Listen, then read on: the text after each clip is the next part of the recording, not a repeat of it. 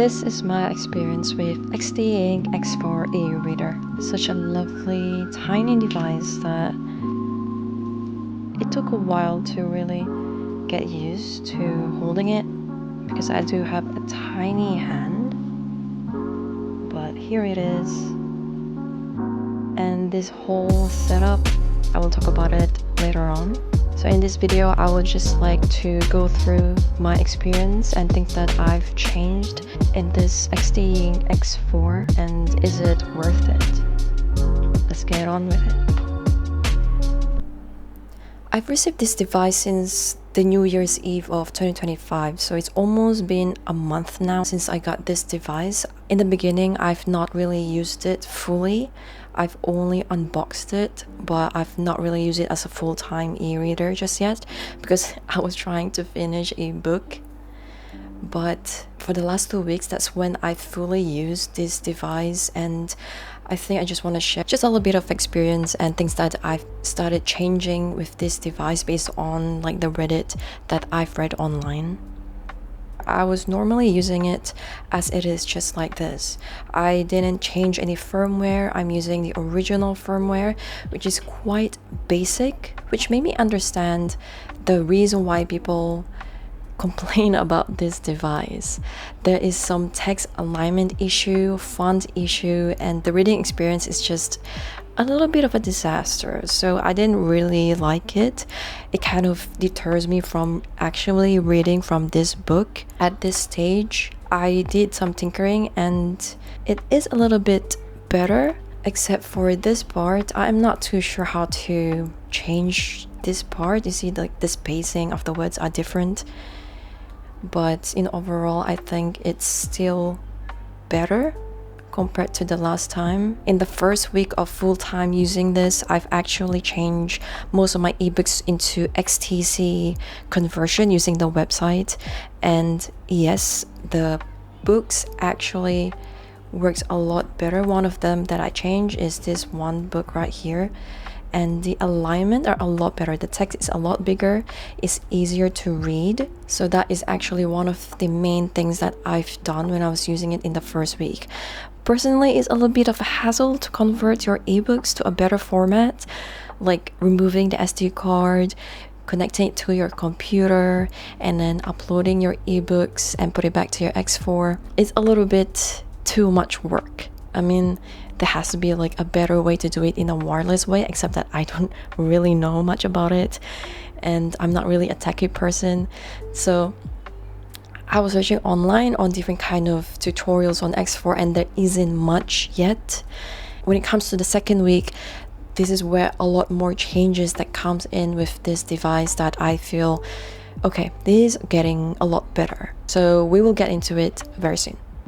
Holding this device is a little bit awkward because number one, it's super thin. It is tiny. I do have a tiny hand. It is a lot better if I'm using the case itself because it gives me a little bit of that chunk to hold firmly. It feels better holding compared to without the casing. So I kind of like it using with this casing. Over time, I got a hang of it, just holding it just like this.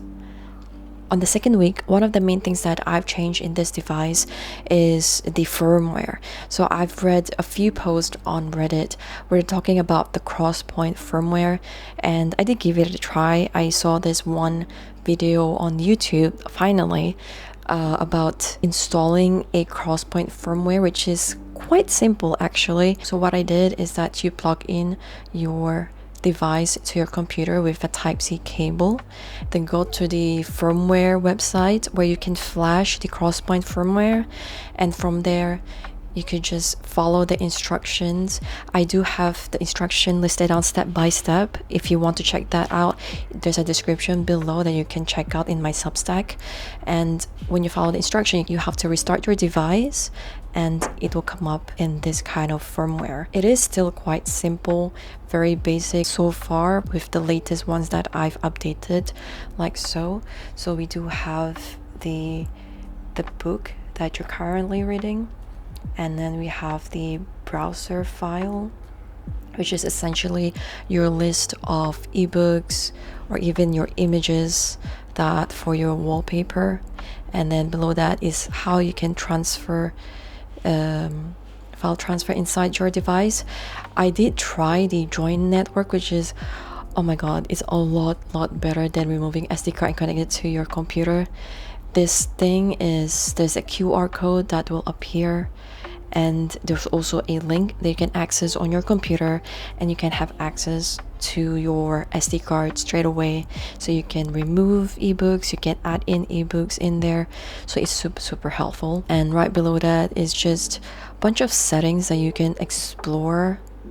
And one thing that I've changed actually is the wallpaper for this. So what I did is, when you put it on sleep, I have this wallpaper, and when you turn it on,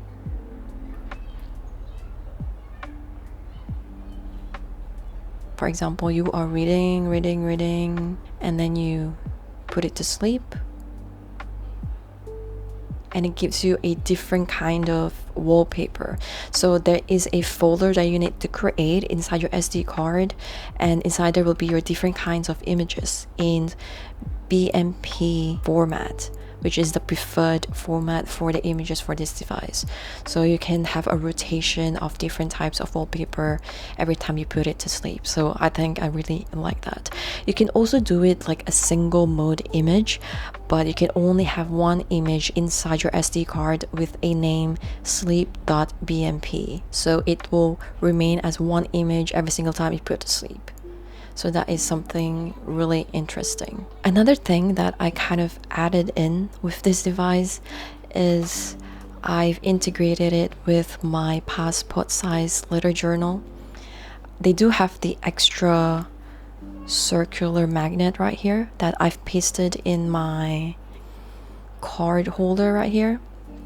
So I paste it right here, and anywhere I go, I could just put it on top, and the magnet is quite strong, so there's no worries that it will come off, and I can just go anywhere with this passport letter journal. This is actually my wallet as well, so I keep all my cards, everything in here, my cash, and I do have a notebook for my to-do list that I can put in here, and my cash and everything, along with my X4. I think it's pretty cute, and it'll be with you all the time. There have been a lot of good and bad reviews about this device because it's not as fancy or as futuristic as any other e-readers out there. It is super basic. Personally, it's really difficult to say I love this device. It is also very difficult to really hate it. At the same time, personally, I think it's just useful enough for a simple e-reader on the go. Nothing fancy, more than enough in what I really need it to do. Many of the pros that for me is that it is portable, it is super thin, super light, and it is very simple. It is also very cheap. It is a lot cheaper in any of the e-readers today. Of course, with an e-ink device like this, it also has a long battery life, and it also can change different wallpapers. I think one of the huge plus as well is the MagSafe feature, where you can attach it to any magnet in any surfaces, and it's quite strong as well. And besides from that, of course, a very strong community on Reddit where they share a lot of informations and techniques and tips that you can use with this device. They also create a lot of conversion kits, community built firmwares, which is the Crosspoint is one of them. It is just so useful to have that kind of community for this kind of device that lacks a lot of features. But of course, not forgetting the cons or the disadvantages of having this device. Super basic e-reader with not much or many features compared to today's e-readers.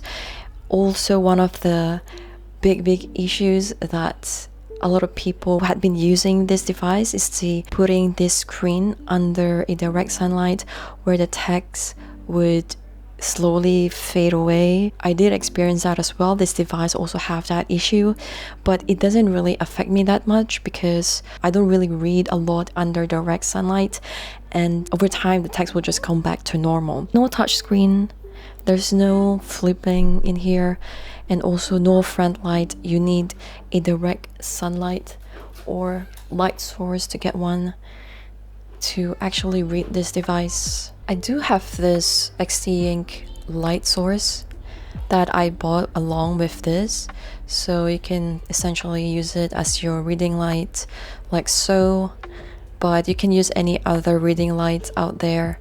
It is just one of the things that I bought just to make sure that I have any time that I need it. I think one of the main things that I really want this device to have in the future, if it's even possible, is the access to Overdrive or Libby, because I want to have free ebooks. And one of the cons that I am aware, but I still bought it, is that it doesn't fit at the back of an iPhone. This is my iPhone 15 Pro, and it doesn't fit at the back of it. Maybe like this is still okay, but when you put it in the right way, it doesn't stick properly. So that is really one of the disadvantages of this. Maybe the max size would be better, but yeah, that is one of the cons that I have with this. Okay, here's the deal. If you're into a simple e-reader like me, who doesn't mind or doesn't need any fancy features, yes, that includes the front light as well, then I think this is worth it for the cheap price. Plus, there is a huge community out there, then they can keep on updating a lot of features, a lot of new things for this device, which I really hope that they'll keep on continuing with the new features, updates, new firmware and things like that. However, if you want front light, more features, whatever features you can see from a Kobo, Kindle and things like that, then this is definitely not for you. So yeah, this is about the X4, my experience, and if you want to see more details, especially the step-by-step on how to put the firmware, how to create these different types of wallpaper setup, then you can check out my Substack in the link below. And until then, I'll see you in our next video. Thank you very much. Bye.